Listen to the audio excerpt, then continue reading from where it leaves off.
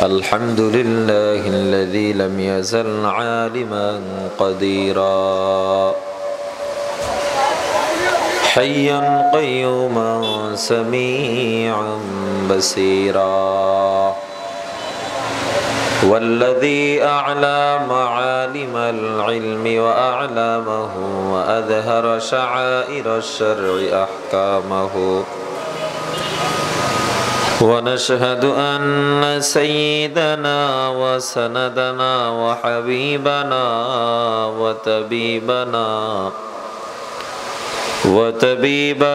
وطبيب قلوبنا ومولانا ومحبوبنا ومعشوقنا ومرشدنا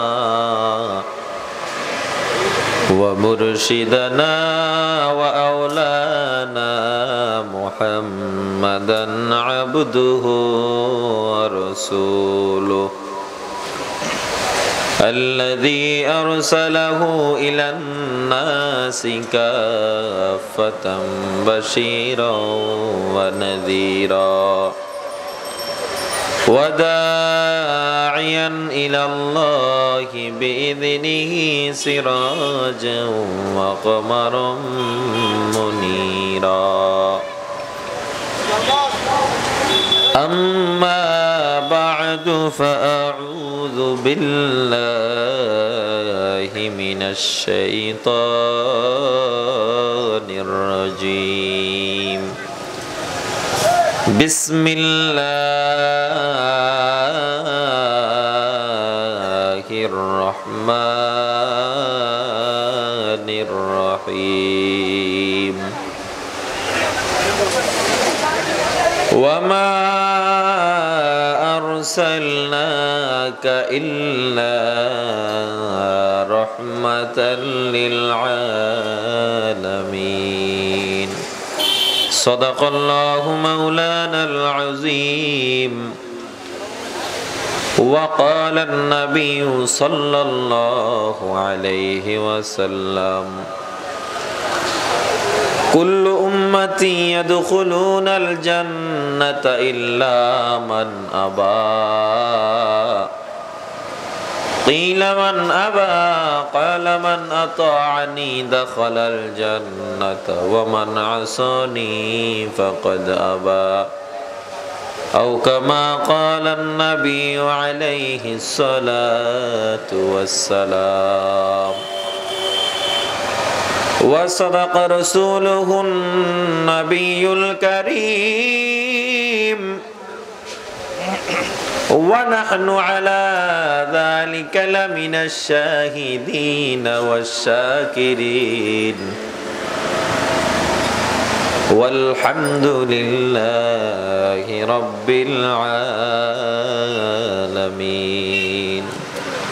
محبت نماز زي درود پڑھی আমরা درود ابراهيمي پڑھی اللهم صل على محمد وعلى آل محمد كما صليت على إبراهيم وعلى آل إبراهيم إنك حميد مجيد اللهم بارك على محمد وعلى آل محمد كما باركت على إبراهيم وعلى آل إبراهيم वही हम सब मुसाफिर हैं वही हम सब मुसाफिर हैं कब्र आखिर ठिकाना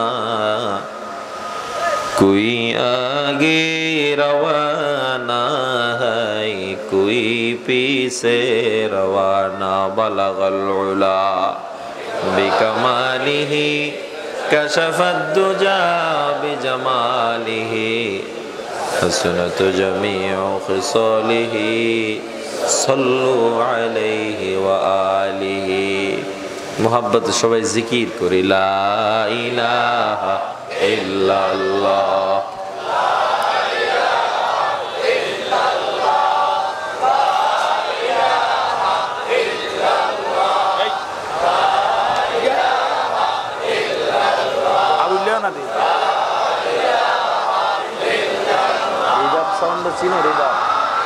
পুজো রিভার কোনটা ইকো রিভার ইকো রিভার রিভারটা বুঝো না দেশটা কমিয়ে দিয়েছি শোনো দেশটা কমিয়ে রিভারটা বাড়ায় হালকা ইকো দেয় বেশি সাউন্ড ক্লিয়ার করো গম গম করো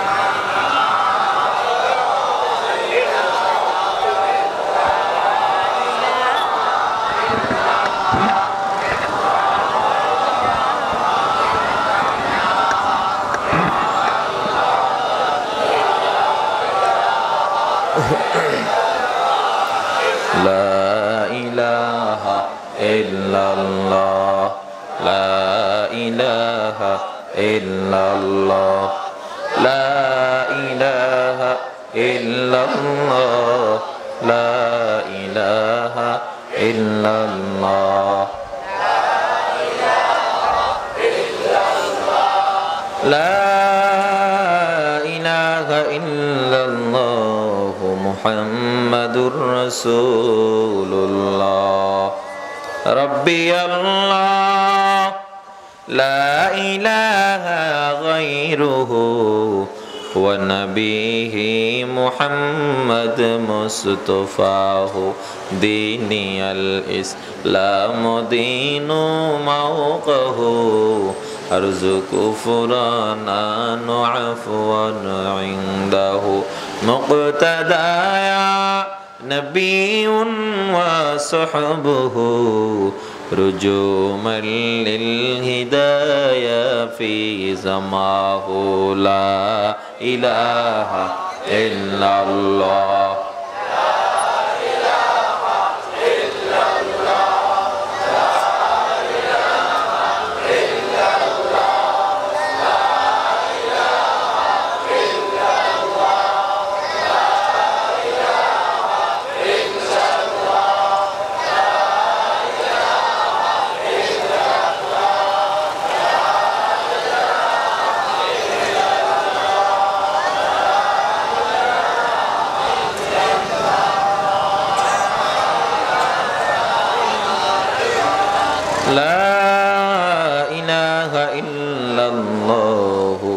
محمد رسول الله سبحانك لا علم لنا إلا ما علمتنا إنك أنت العليم الحكيم رب اشرح لي صدري ويسر لي أمري واحلل عقدة من لساني يفقه قولي আলহামদুলিল্লাহ ছাগলনাইয়া পশ্চিম বাজার ব্যবসায়ীদের উদ্যোগে আয়োজিত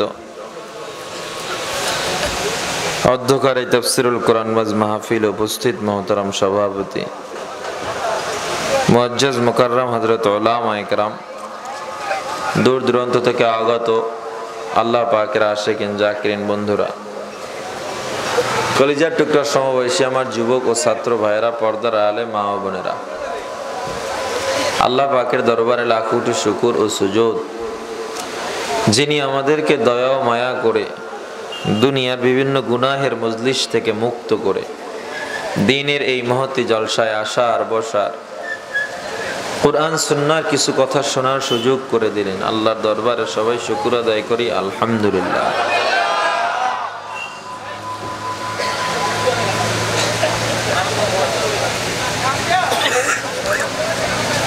আলহামদুলিল্লাহ আমরা যে পরিমাণ উপস্থিত আর একটু জোরে হওয়া উচিত ছিল কিনা জোরে বলি আলহামদুলিল্লাহ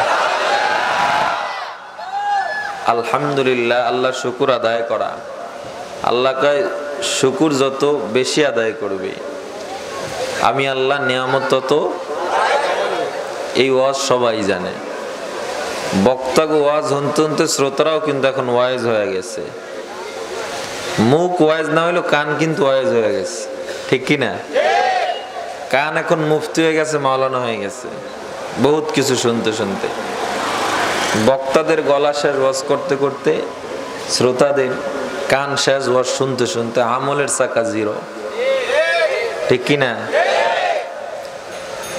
সাউথ এশিয়া বাংলাদেশে এত পরিমাণ ওয়াজ হয় পৃথিবীর অন্য কোথাও এত ওয়াজের আয়োজন হয় না। একই থানায় 10-12টা প্রোগ্রাম, এত প্রোগ্রাম দৈনিক বাংলাদেশে হচ্ছে। আমরা 3 ভাই মিলেই তো মনে হয় বাংলাদেশের অর্ধেক প্রোগ্রাম করি। সেই সেপ্টেম্বরে শুরু করছি, শুধু নির্বাচন উপলক্ষে 2 দিন ফাঁকা ছিল জাতীয় সংসদ নির্বাচনের কারণে। এরপর থেকে তো এই পর্যন্ত এই যে 105 জ্বর লই ওয়াজ করছি গতকালকে, আজকেও অসুস্থ। এরপরও তো ওয়াজ বন্ধ নাই, না গেলে তো বদনামের অভাব নেই। এরপরও বক্তা কি একজন দেশে? আমার তো মনে হয় শ্রোতাদের থেকে এখন বক্তার হার বেশি হয়ে গেছে। এত পরিমাণে বক্তা, এত ওয়াজ, এত আলেম, এত আলোচনা, সবাই আসে ময়দানে একটু কান সুখ করতে। আমলের নিয়ত যদি আমরা করি, যারা কষ্ট করে আয়োজন করে, টাকা খরচ করে, তারাও সার্থক। যারা দিনরাত 24 ঘন্টা পরিশ্রম করে, বক্তারা গাড়িতে গাড়িতে চলে আপনাদের মাঝে উপস্থিত হয়, তাদের কষ্টটাও সার্থক। আপনাদের কষ্ট করে আসাটাও, কারণ এই মজলিসগুলোর এত দাম। বুখারী শরীফে আমার নবী বলেন, যেই মজলিসে কোরআন ও সুন্নাহর আলোচনা হয়, এই মজলিসটা দুনিয়ায় একটা জান্নাতের বাগান হয়ে যায়। আপনি দেখবেন দুনিয়ার যত ক্লান্তি, মসজিদে উঠলেই কিন্তু একটা প্রশান্তি আসে। এটা কি মিথ্যা? আপনি মাহফিল ময়দানে আসবেন, ঈদের মতো একটা আনন্দ মনে হয় নিজের কাছে। যে এলাকায় মাহফিল মনে হয় যেন ঈদ চলতেছে। এগুলো হলো মনোনীত আল্লাহ তাআলার দরবারে মনোনীত ধর্ম ইসলামের এক বৈপ্লবিক দৃষ্টান্ত। কারণ গোটা বিশ্বে দেখবেন যত খ্রিস্টান, যত পণ্ডিত, দার্শনিক, বিজ্ঞান, তারা শেষ পর্যায়ে এসে এটা মানতে বাধ্য হয়েছে যে কোরআনই সর্বশ্রেষ্ঠ গ্রন্থ, কোরআনই মহাগ্রন্থ, কোরআনই একমাত্র শান্তির গ্রন্থ, ইসলামই একমাত্র শান্তির ধর্ম, মুহাম্মদও একজন শ্রেষ্ঠ মনীষী। এটা মানতে তারা বাধ্য হয়েছে। দেখেন ঋগ, বেদ, গীতা, বাইবেল, রামায়ণ, তাওরাত, জবুর, ইনজিল যা আছে, এগুলো রিসার্চ করে কোনো মুসলমান আজ পর্যন্ত বিধর্মী হয় নাই। কোরআন রিসার্চ করে কোটি কোটি বেঈমান মুসলমান হয়েছে। বাংলাদেশে আছে না? আল্লাহ আমগো বুঝার তৌফিক দেন। অপরটা সাহেবকে মাইকের সাউন্ড সুন্দর করার তৌফিক দেন। জোরে কোন আমিন।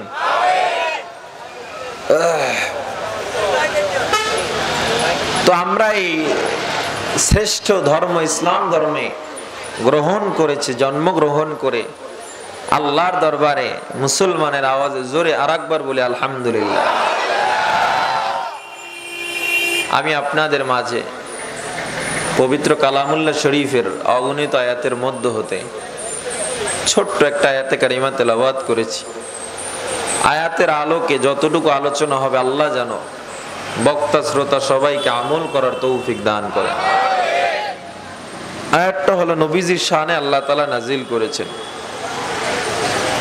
আমরা শ্রেষ্ঠ নবীর শ্রেষ্ঠ উম্মত, যেই নবীর উম্মত হওয়ার জন্য নবীরা পর্যন্ত কান্না করেছে, আমরা সেই নবীর উম্মত হয়েছি। আমাদের নবীর সম্মান কত, মর্যাদা কত, নবীজিকে কতটুকু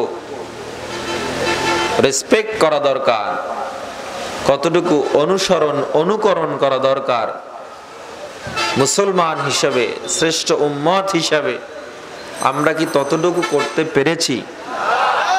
সাউন্ড বাড়াও, কষ্ট হইতেছে। আমরা কি পেরেছি? পারি নাই।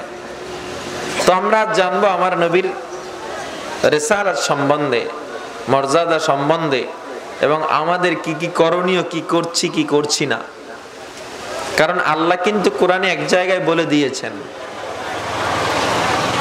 হে নবী আপনি জানায়া দেন, কুল ইন কুনতুম তুহিব্বুনাল্লাহ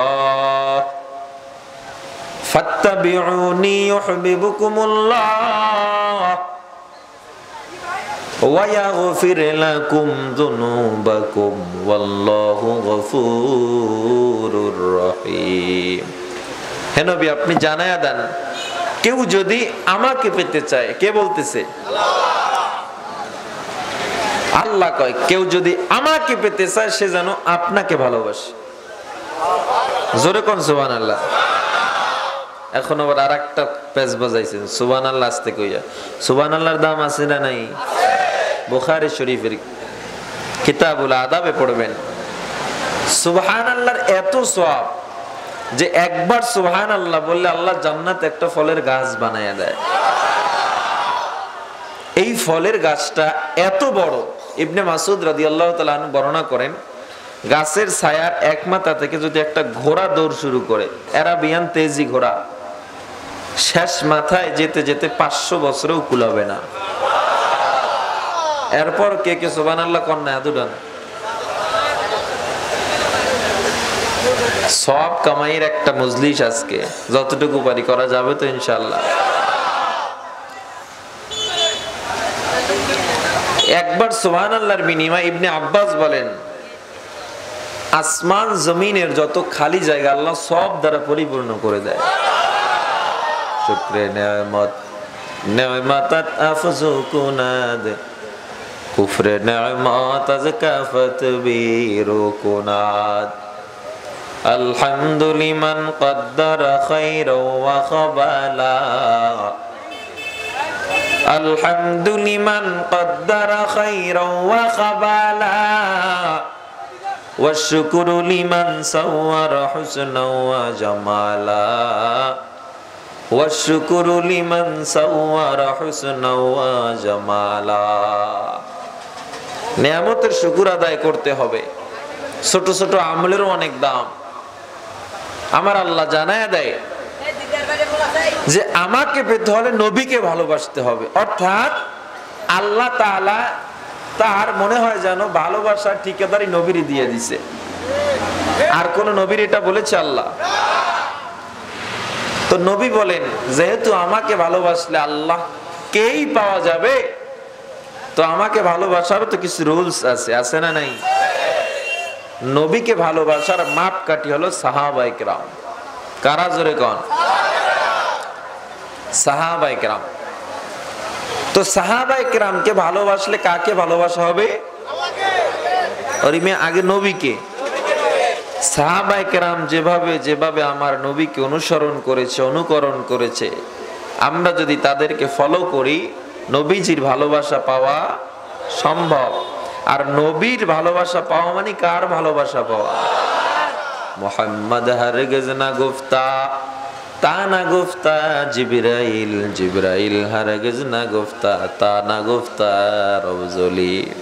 নবীজি ততক্ষণ পর্যন্ত কোনো কথাই বলতেন না যতক্ষণ না আল্লাহ তাআলা জিবরাইলকে নবীর কাছে পাঠাইতেন। আর জিবরাইল তো ততক্ষণ বলতেন না যতক্ষণ আল্লাহ কিছু না জানাইতেন। সুতরাং আল্লাহকে পাওয়া একটা মুসলমানের মূল উদ্দেশ্য। কাকে পাওয়া? না জান্নাত পাওয়া? আল্লাহকে না জান্নাত? জান্নাত না আল্লাহ? একজন মুমিনের চাহিদা থাকবে আল্লাহ। আল্লাহ কয় বোনাস হিসাবে জান্নাত দিয়ে দিব। ছোট জান্নাতটাও 10টা দুনিয়ার সমান হবে। এজন্য আমার আল্লাহ জানাই দিয়েছেন, ওয়ামা আরসালনাকা ইল্লা রাহমাতাল লিল আলামিন।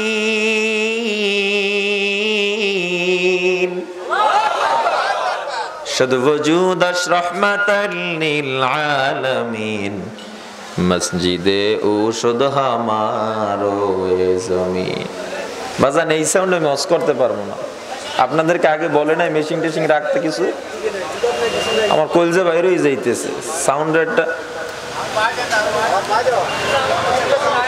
বাড়াইলেই তো হবে। আপনারা থামেন, আপনারা থামেন, হোক। সাউন্ড বাড়াইলে তো কোন কোন করবে, সাউন্ডটা একটু মজা করো, মিষ্টি করো, একটু ক্লিয়ার করো। অল্প একটু ইকো দাও, প্রয়োজন অল্প একটু ইকো দাও। তো আমাদের উদ্দেশ্য আল্লাহ না জান্নাত? জোরে কোন? তো আল্লাহকে পেলেই আমরা জান্নাত পেয়ে যাব। এবার আমার আল্লাহ বলেন হে নবী, আপনি এত দামি যে আলামিনের জন্য, অর্থাৎ দুনিয়ার গর্তের পিপিলিকা থেকে শুরু করে আকাশচুম্বী পাহাড় পর্যন্ত সব কিছুর জন্যই আপনি রহমত। জোরে কন্যা সুবহানাল্লাহ। আসমান জমিন যেখানে যা দেখতে পাও, পাহাড় পর্বত যেখানে যা দেখতে পাও, জমিনের কণা কণা, মহাসমুদ্রের গভীর পর্যন্ত যত মাছ, জমিনের যত গাছ, আসমান পর্যন্ত যা কিছু দেখতে পাও, এই সব কিছুর জন্যই হলো রহমাতুল লিল আলামিন আমার পয়গম্বর। আমাদের নবী সব কিছুর জন্য রহমত। আলামিনের ব্যাখ্যা করার সময় নাই, এত লম্বা ব্যাখ্যা, সংক্ষেপে কিছু বুঝায়া যায়। হে মুসলমান, আলামিনের দ্বিতীয় ব্যাখ্যায় মুফাসসিরিন কিরাম উল্লেখ করেছে, এই পৃথিবীটা শুধু বাংলাদেশটা হলো ৫৬,০০০ বর্গ মাইলের বাংলাদেশ। আপনি যদি ঢাকা থেকে চিটাগাং বিমানে যান, ডোমেস্টিক বিমানে, আধা ঘন্টা বা ২৫ মিনিট সময় লাগে। বরিশাল যান ২০ মিনিট, যশোর যান ২৫ মিনিট, কক্সবাজার যান ৫০ মিনিট। পুরো বাংলাদেশটা ঘুরতে আপনার কত সময় লেগে যাবে? তার উপরে পুরো পৃথিবী। এখান থেকে সৌদি যেতে কয় ঘন্টা লাগে? বিমানে ৬ ঘন্টা লাগে। ৬ ঘন্টা লাগে বিমানে যেতে, সেই সৌদি। এরপর আপনি ধরেন আমেরিকা, ইউরোপ, এরপরে কানাডা, কেনিয়া, সুইডেন, যেখানে যা আছে পুরো পৃথিবীর সবকিছু ঘোরা ততটা সহজ। কত বড় বড় মহাসাগর রয়েছে, আটলান্টিক মহাসাগর, প্রশান্ত মহাসাগর, ভারত মহাসাগর, আরব মহাসাগর, বঙ্গোপ মহাসাগর। এই সাগরগুলোর যে আয়তন, এগুলোই তো মানুষ শেষ করতে পারবে না ঘুরে। অথচ দেখেন মুফাসসিরিন কিরাম বলে, এই পৃথিবীর এত বড়, এই ১৪ লক্ষ পৃথিবী এক জায়গায় করলে যত বড় হবে। কয় লক্ষ? ১৪ লক্ষ পৃথিবী এক জায়গায় করলে যত বড় হবে, একটা তারকা তত বড়। একটা তারকা তত বড়। এই আসমানে গ্যালাক্সি রয়েছে, তারকায়, মহাশূন্যের এক একটা গ্যালাক্সি হলো এক একটা গ্লাসের মতো। এক একটা গ্লাসের মধ্যে যেমন চাল থাকলে অনেকগুলো চাল, তো একটা গ্যালাক্সির মধ্যে এরকম কোটি কোটি তারকা, কোটি কোটি তারকা। একটা তারকায় ১৪ লক্ষ পৃথিবীর সমান, এরকম কোটি কোটি তারকা একটা গ্যালাক্সির ভিতরে। আর এরকম গ্যালাক্সি আল্লাহ কোটি কোটি তৈরি করেছে। এত বড় মহাশূন্য। আল্লাহ বলেন, ওই সব কোটি কোটি তারকা, মহাশূন্য যা আছে সব কিছুর জন্য নবী রহমত। এত বড় দামি পয়গম্বর। শুধু তাই নয়, এই জমিন থেকে আসমান পর্যন্ত একদিন নয়, ২ দিন নয়, জমিন থেকে প্রথম আসমান আল্লাহ ৫০০ বছরের রাস্তা বানাইছে। হে নবীর উম্মতের দল, ৫০০ বছরের রাস্তা হেঁটে হেঁটে যাওয়ার রাস্তা নয়। বলে দ্রুতগামী পৃথিবীর সব থেকে যেই দ্রুতগামী যানবাহনটা, ওই যানবাহনটা যদি ছেড়ে দেওয়া হয়, ওই যানবাহনটাও প্রথম আসমানে যেতে যেতে ৫০০ বছরের সময় লেগে যাবে। এটা বিজ্ঞান প্রমাণও করেছে। যেমন যখন মাইকেল কলিন্স, নীল আর্মস্ট্রং চন্দ্র দেশে যাওয়ার জন্য প্রস্তুতি নিল, চাঁদের জনক বলা হয় তাকে, ফাইটার বানাইলো। ফাইটারে কাজ হয় না। এই যে মাটি, আমরা একটা বল উপরে মারলে বলটা কোথায় আসে? জমিনে আসে। বিল্ডিং থেকে কিছু ফালাইলে কোথায় যায়? নিচে কেন আসবে? উপরে কেন যায় না? কারণ এই যে জমিন, এটা একটা আকর্ষণ, মাটির একটা আলাদা চুম্বকের মতো আকর্ষণ রয়েছে। আবার মহাশূন্যেরও একটা আকর্ষণ রয়েছে। পৃথিবী এবং মহাশূন্যের মাঝখানের জায়গাটা হলো দুই চুম্বকের মধ্যখান, এটাকে মধ্যাকর্ষণ বলা হয়। একটা লোহা স্কয়ার ফিট মাপ দিয়ে বরাবর মধ্যে রাখলে, দুই পাশে দুইটা চুম্বক রাখলে লোহাটা কোনো দিকে যেতে পারবে না। তেমনি মধ্যাকর্ষণ অতিক্রম করে এরপরে চাঁদের দেশে যেতে হবে, তো কত পরিমাণ স্পিড প্রয়োজন, ওখানে গিয়ে বেঁধে যায়, ওখানে গিয়ে বেঁধে যায়, আর চলতে পারে না। পরে তারা স্পুতনিক বানাইল, যেটা মিনিটে 12 কিলোমিটার চলতে পারে। এত গতি। আপনারা ইতিহাস পড়েছেন, প্রথমে একটা লাইকা নামক কুকুর পাঠাইছিল, ও বেঁচে ফিরেছে। পরে মাইকেল নীল আর্মস্ট্রং যায়, ভ্যালেন্টিনা তেরেস্কোভা, বিস্তারিত বলি না, বুঝানোর জন্য বলি। মাইকেল নীল আর্মস্ট্রং যায়, মাইকেল নীল আর্মস্ট্রং চন্দ্র দেশে যাওয়ার পর অ্যাপোলো 11 জানালা খুলিয়া যখন চন্দ্র দেশে নামলো, চন্দ্র দেশে নামার সাথে সাথে শুনতেছে জমিনের মুসলমানের আজানের আওয়াজ চন্দ্র দেশে শোনা যায়। মাইকেল নীল আর্মস্ট্রং আবার সামনে আগায়, সামনে আগায়, যত সামনে আগায় ততই আশ্চর্য হয়ে যায়। সামনে আগানোর পর শুনতেছে তার বাসার পাশে হেফজখানায় যে কোরআনের তেলাওয়াত হইতো, ওই কোরআনের আওয়াজ চন্দ্র দেশে শোনা যায়।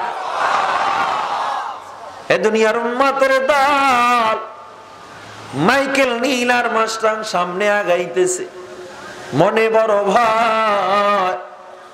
যেই মুসলমানের বিরুদ্ধে এত কথা বলতাম, যে ইসলামের বিরুদ্ধে এত লেকচার দিতাম, আজ দেখি তা সত্য।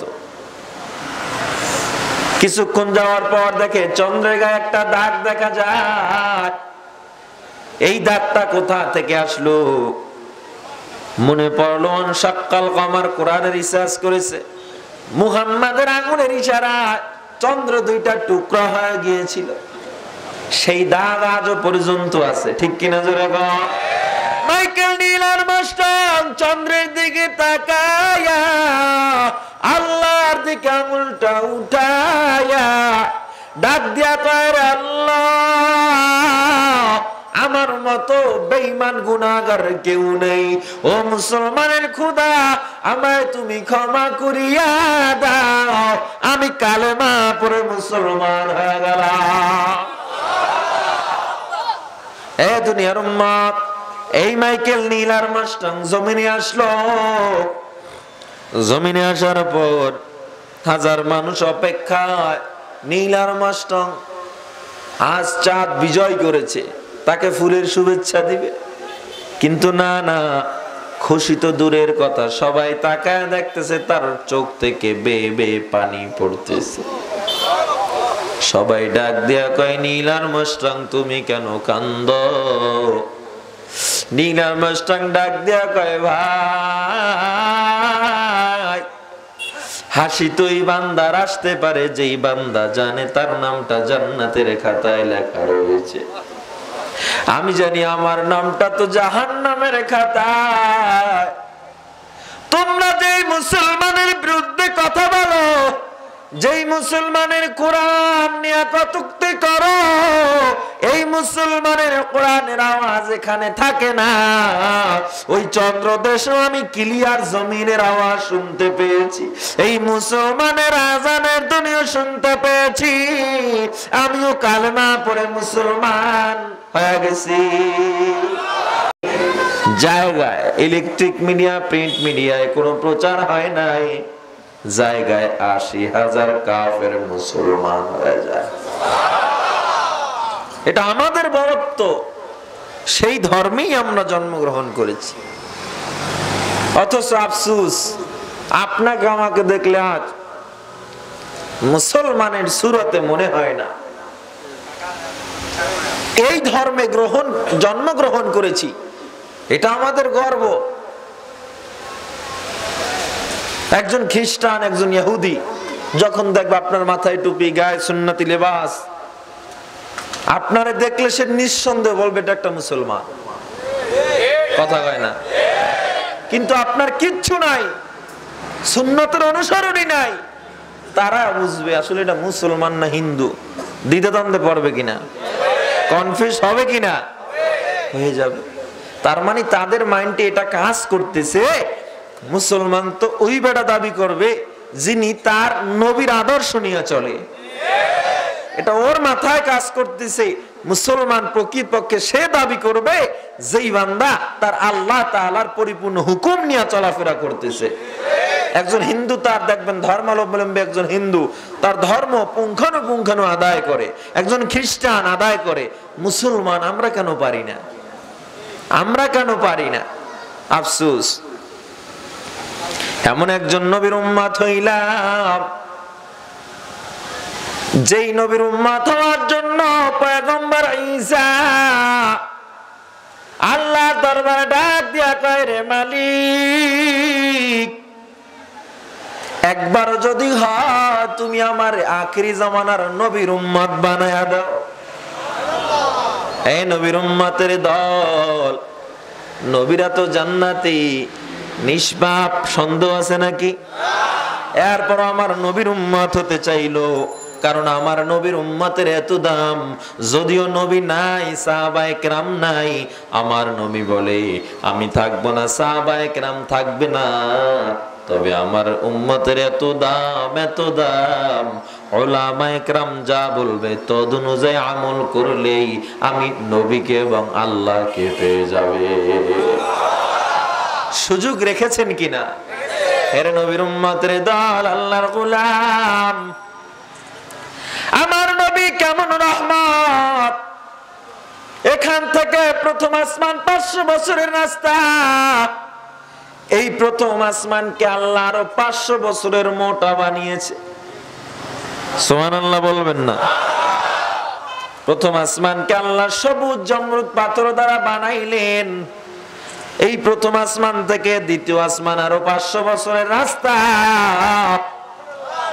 দ্বিতীয় আসমান আরো 500 বছরের মোটা। এর বান্দা, দ্বিতীয় আসমানকে আল্লাহ লোহা দ্বারা বানাইছেন, তবে এই লোহাটা কি এতটুকু নাকি? 500 বছরের মোটা। শুধু তাই নয়, তাফসীরে রুহুল মানি, তাফসীর ইবনে কাসিরে বলা হয়, ওই দ্বিতীয় আসমানের সামনে প্রথম আসমান আর পৃথিবীটা এত ছোট। প্রথম আসমানের সামনে পৃথিবীটা এত ছোট, বিশাল মরুভূমির মধ্যে একটা সরিষা দানা যেমন খুঁজে পাওয়া যাবে না, ওই প্রথম আসমানের সামনে পৃথিবীটাকেও খুঁজে পাওয়া যাবে না। দ্বিতীয় আসমানটা এত বড়, বলে বিশাল এক পৃথিবীর মধ্যে ছোট্ট একটা বালুকণা যেমন খুঁজে পাওয়া যাবে না, দ্বিতীয় আসমানের কাছে প্রথম আসমান আর জমিনটাকে তেমন খুঁজে পাওয়া যাবে না। হে নবীর উম্মতের দল, দ্বিতীয় আসমান থেকে তৃতীয় আসমান, তৃতীয় আসমানটা আরো 500 বছরের রাস্তা, তৃতীয় আসমানটা 500 বছরের মোটা। আল্লাহ তাআলা তৃতীয় আসমানকে তামা দ্বারা বানাইছে। তৃতীয় আসমান থেকে চতুর্থ আসমান 500 বছরের রাস্তা, চতুর্থ আসমান আরো 500 বছরের মোটা। চতুর্থ আসমানকে আল্লাহ রূপা দ্বারা বানাইছে। সুবহানাল্লাহ। চতুর্থ আসমান থেকে পঞ্চম আসমান আরো 500 বছরের রাস্তা, পঞ্চম আসমানকে আল্লাহ স্বর্ণ দ্বারা বানাইলেন। আল্লাহু আকবার। শুধু তাই নয়, সেই পঞ্চম আসমান থেকে আল্লাহ ষষ্ঠ আসমান, এখানেও 500 বছরের রাস্তা রাখলেন। ষষ্ঠ আসমান থেকে সপ্তম আসমান, সেখানেও 500 বছরের রাস্তা। সপ্তম আসমানটাকে আল্লাহ লাল ইয়াকুত মাকুত জমরুদ পাথর দ্বারা বানাইছে, আর সপ্তম আসমানকে আল্লাহ নীল রত্ন দ্বারা বানাইছে। জোরে কোন আল্লাহু আকবার। আল্লাহর কুদরত বোঝা সম্ভব? এর নবীর উম্মতের দলের পর জায়গার নাম সিদরাতুল মুনতাহা। এগুলো এমনি বলি না, আলামিনের ব্যাখ্যা তাফসীরে যেভাবে বলা হয়েছে, আলামিনের ব্যাখ্যা, আমার নবী আলামিনের জন্য রহমত। সপ্তম আসমানের পর হলো সিদরাতুল মুনতাহা, সিদরা অর্থ হলো বড়ই গাছ, মুনতাহা মানে স্টেশন, ইন্তেহা শেষ জায়গা। সেই বড়ই গাছ থেকে আল্লাহ 4টা শিকড় বের করেছেন। 4টা শিকড় সপ্তম আসমান ভেদ করে আল্লাহ জমিন পর্যন্ত নিয়ে আসছে। একটার নাম হাউজে কাউসার, একটার নাম সালসাবিল, আর একটা ফুরাত, আর একটা নীল নদ। এই সিদরাতুল মুনতাহা পর্যন্ত জিবরিল আলাইহিস সালাম প্রথমে নবীকে এক মুহূর্তে নিয়ে গেছেন, রফরাফে করে, প্রাথমিকভাবে বোরাকে করে। কেন নিয়েছিলেন? এর প্রেক্ষাপটে সংক্ষিপ্ত কিছু কথা নিয়েছিলেন। কারণ নবীজি জন্মের পর সাধারণ মায়েদের যেমন পেটে মারাত্মক ব্যথা হয়, মারাত্মক যন্ত্রণা হয়, চিল্লা পাল্লা হয়, কিন্তু আমার নবী দুনিয়াতে আসলেন, মা মেনা মনে হয় টেরি পায় না। আমার নবীর এত দাম, এত দাম। নবীজি দুনিয়া আসার সাথে সাথে 1000 বছরের প্রজ্বলিত আগুন, বেঈমানদের আগুন নিভে গেল। আমার নবীর বরকত, মক্কা জমিনে কোথাও পানি নাই, বৃষ্টি নাই, দুর্ভিক্ষে মানুষ পাগল পারা হয়ে গেল। উটের স্তনে দুধ নাই, গাভীর স্তনে দুধ নাই। নবী আমার দুনিয়াতে আসলো, উটও দুধ পেয়ে গেল, গাভীও দুধ পেয়ে গেল, গোটা আরব বৃষ্টিতে ভরে গেল। হে নবীর উম্মতের দল, নবীজির বয়স যখন 6 বছর 7 বছর হয়ে যায়, গোটা আরবে আমার নবীর সুনাম ছড়িয়ে যায়। মুহাম্মাদের মতো বিশ্বাসী কেউ নাই, মুহাম্মাদের মতো ভালো কেউ নাই। বাচ্চাদের মা ঘুম পাড়াইতো, বলতো আমার সন্তানটাকে মুহাম্মাদের মতো বানাবো। এত দামি আমার নবী। হে নবীর উম্মতের দল, নবীজি যখন 10 বছর উপনীত হলেন, গোটা আরবে আমার নবী আল আমিন নামে উপাধি পেয়ে গেলেন। মানুষ শাম দেশে যাইতো ব্যবসার জন্য, নবীর কাছে টাকা আমানত রেখে যাইতো, স্বর্ণ মুদ্রা আমার নবীর কাছে রেখে যাইতো। আমার নবী যখন 25-30 বছরের বয়স, আম্মা জান খাদিজার সাথে নবীর বিবাহ হয়। হজে গেছেন কারা কারা? হাত উঠান তো। হজে গেছেন কারা কারা? হেরা গুহা দেখছেন? দেখছেন হেরা গুহা আপনারা? এই হেরা গুহা আমার নবী তখন ধ্যান মগ্নে রত্ন ছিলেন। নবীজি আমার সেখানে বসে বসে ধ্যান করতেন। হঠাৎ একদিন জিবরিল আমিন আমার নবীর কাছে উপস্থিত হয়ে গেল। গোটা হেরা গুহা আলোকিত হয়ে গেল। নবীজিকে বলেন ইকরা, হে নবী আপনি পড়েন। নবী বলেন মা নবী কারিনা, আমি পড়তে জানি না। ইকরা, হে নবী আপনি পড়েন। বলে আমি পড়তে জানি না। জিবরিল বলেন ইকরা বিসমি রাব্বিকাল্লাযী খালাক, পড়েন আপনার প্রভুর নামে যিনি আপনাকে সৃষ্টি করেছে। আমার নবী আল্লাহর নাম শুনিয়া একাধারে 5 আয়াত পড়ে ফেলল। 5 আয়াত পড়েছে একসাথে। জিবরিল আমিন আমার নবীকে বুকে ধরে যখন চাপ দিলেন, আল্লাহর পক্ষ থেকে কোরআন নাজিল করা হয়। নবীজি আমার থরথর করে কাঁপতে কাঁপতে আম্মা জান খাদিজার ঘরের কিনারায় চলে যায়। ডাক দিয়া কয় জাম্মিলুনি, ও খাদিজা আমায় একটু চেপে ধরো, চেপে ধরো, হামজা করে ধরো। খাদিজা কম্বল দিয়া নবীকে চেপে ধরলেন। নবী জ্বরে থরথর করে কাঁপে। আমার নবী খাদিজার কানের সাথে মুখটা নিয়ে ডাক দিলে, ও খাদিজা গো, তুমি জানো আমার মা নাই, এই দুনিয়া আমার বাবা নাই, একমাত্র আমার চাচা আবু তালেব, আর তুমি আমার একমাত্র আছো, আমার আর কেউ নাই জানো। ও খাদিজা একটা কথা বলবো, তুমি শুনবা কিনা? ও খাদিজা তুমি আমার ছেড়ে যাইবা না। কথাটা হলো আল্লাহ আমায় নবুয়াতি দিয়েছে, আমি মুসলমানের ধারক বাহক হয়েছি। যেই চাচার আমায় এতদিন ভালোবাসতো, এই কথা শুনে তারা তো আমায় আর ভালোবাসবে না। খাদিজা ডাক দিয়া কয় পয়গম্বর, আমি আপনাকে চিনি, কে আপনাকে মানলো না মানলো আমি জানি না, আমি আপনার হাতে হাত দিয়ে মুসলমান হয়ে গেলাম। সৈয়দুল কাউনাইন খাতমুল মুরসালিন আখির আমদ বুদ ফখরুল আউয়ালিন শুদ ওজুদাশ রহমাতাল লিল আলামিন মসজিদে ও শুদ হামারো এ জমিন। হে নবীর উম্মতের দল, আমার নবী একটু শান্তি পেলেন। হিজরতের নববী হিজরতের 12তম বর্ষে আমার নবীর এক মহা কষ্টের দিন।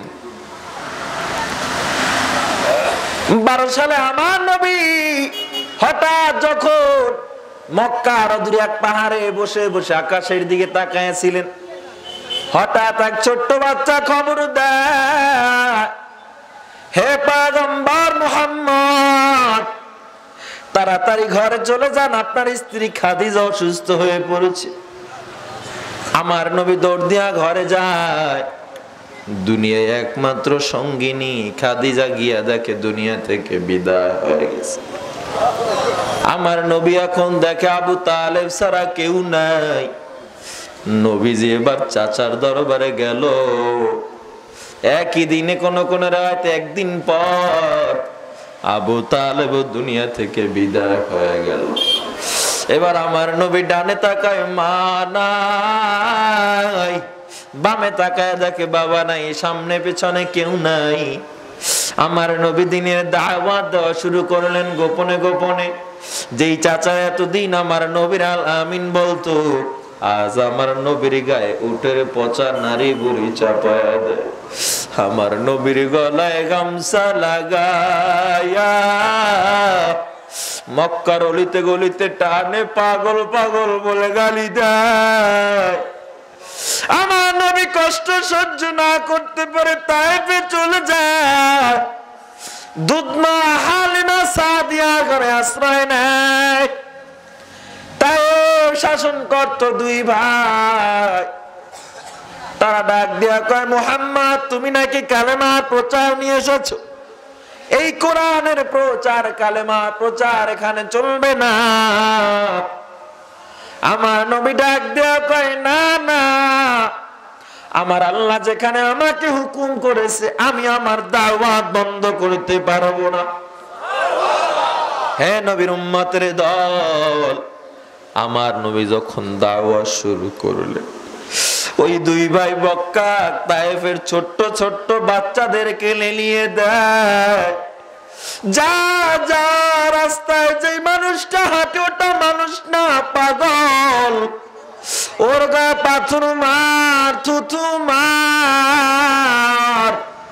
আমার নবীর গায়ে পাথর মারে, থুথু মারে, রক্ত পড়তে পড়তে নবীর জুতা পর্যন্ত আটকে যায়। জিবরিল আমিন ডাক দেয়া কয়, পয়গম্বর একটাবার আপনি আমায় হুকুম দেন, তায়েফের পাহাড় দিয়া গোটা তায়েফকে আমি ধ্বংস করে দিব। কিন্তু আমার নবীর আদর্শ এত সুন্দর এত সুন্দর, আমার নবী কয়, না না তা হবে না। আল্লাহুম্মা হদি কওমি লিআন্নাহুম লা ইয়ালামুন। আল্লাহ গো, আমার কওমকে আপনি মারবেন না, ওদেরকে আপনি হেদায়েত দেন, হেদায়েত দেন, কারণ ওরা বুঝ না বুঝে আমারে ওরা মারতেছে। জোরে কান আল্লাহু আকবার। এর দ্বারা প্রমাণ হয় প্রতিশোধে শান্তি নাই। আমার নবী ধৈর্য ধারণ করেছে। একটা সময় এমন এসেছে, আমার নবী মক্কা বিজয় করেছে, হাজার হাজার সাহাবায়ে কেরাম মক্কায় ঢুকে পড়েছে, কালেমার পতাকা উড়িয়েছে, দলে দলে লক্ষ লক্ষ বেঈমান মুসলমান হয়ে গেছে। প্রতিশোধে কোনোদিন শান্তি নাই। ক্ষমা যে পরিমাণে শান্তি কে শিক্ষা দিয়েছেন? আমার নবী শিক্ষা দিয়েছে। হে নবীর উম্মতের দল, নবীজি আমার রক্তাক্ত শরীরে ফুফি উম্মে হানির ঘরে চলে গেলেন। উম্মে হানির ঘরে আমার নবী মাথার রক্তগুলো চোখের রক্তগুলো একা একা মুছতেছে। আর বালিশে মাথা লাগা লাগা নবী ফোফায়া ফোফায়া কাঁদতেছে। এরপরে আমি কই যাব, আমার তো কেউ নাই। আমার আল্লাহ জিবরিলকে ডাক দিয়া কয়, জিবরিল যাও আমার নবীকে বলো সবাই গেলে আমি আল্লাহ তো এখনো নবীর সাথে আছি, তাড়াতাড়ি ওকে দাওয়াত দিয়া দাও, আমি আমার দোস্তের সাথে মোলাকাত করব, তার একাকিত্ব আমার সহ্য হয় না। জোরে কোন আল্লাহু আকবার। এবার জিবরিল আমিন চলে আসলো সরাসরি নবীর দরবারে। উম্মে হানির ঘরে ডাক দিলেন, হে পয়গম্বর, ইন্নাল্লাহা ইয়াদউকা, আল্লাহ তাআলা আপনাকে ডেকেছে, দাওয়াত পাঠিয়েছে। আমার নবীকে বুরাকে করে 1 সেকেন্ডের মধ্যে সেখান থেকে তুর পাহাড়ে চলে গেলেন। তুর পাহাড়ে গিয়ে সেখানে 2 রাকাত নামাজ আদায় করে সরাসরি সেখান থেকে ঈসা নবীর যেখানে জন্ম সেখানে চলে গেলেন। সেখানে গিয়ে 2 রাকাত নামাজ আদায় করে সেখান থেকে বুরাকে করে সরাসরি বাইতুল মাকদাসে চলে গেলেন। বাইতুল মাকদাস ইমামতি করার পর রফরফ করে হাজার হাজার পথ, প্রথম আসমান, দ্বিতীয় আসমান, তৃতীয়, চতুর্থ, পঞ্চম, ষষ্ঠ, সপ্তম আসমান 1 মুহূর্তের মধ্যে চলে যায়। এরপরে সিদরাতুল মুনতাহা পর্যন্ত জিবরিল তাকে নিয়ে যায়। এবার জিবরিল ডাক দিয়া বলেন, হে পয়গম্বর, আর আমার উপরে যাওয়ার ভিসা নাই, আমি আর যেতে পারবো না, এবার আপনি যান। আল্লাহু আকবার। এর মাঝে রয়েছে বাইতুল মামুর। এই বাইতুল মামুর ফেরেশতাদের তওয়াফের জায়গা। হাদিসে মুহাদ্দিসিনে কেরাম বলেন, ওই বাইতুল মামুরে দৈনিক 70,000 ফেরেশতা তওয়াফ করে। একবার যে ফেরেশতা চান্স পায়, কিয়ামতের আগ পর্যন্ত আর চান্স পাবে না। বাইতুল মামুরের উপর থেকে যদি একটা পাথর ফালানো হয়, ওই পাথরটা সরাসরি কাবার মধ্যখানে এসে পড়বে।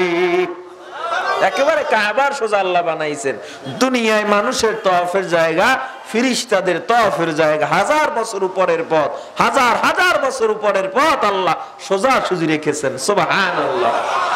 কাদেরে রত্তু দারি বরকামাল, আনতা রব্বি আনতা হাসবি জুল জালাল, তুহি কাদের জলিলুল্লাহ জাহাদার, বহর হালে তুহি মেরা নেগাদার। এ দুনিয়ার উম্মত, আমার নবী বাইতুল মামুর থেকে সরাসরি রফরফে করে আল্লাহর আরশ কুরসি পর্যন্ত চলে যায়। আল্লাহর আরশ কুরসি এত বড়, কুরসি এত বড়, কুরসি অর্থ হলো চেয়ার।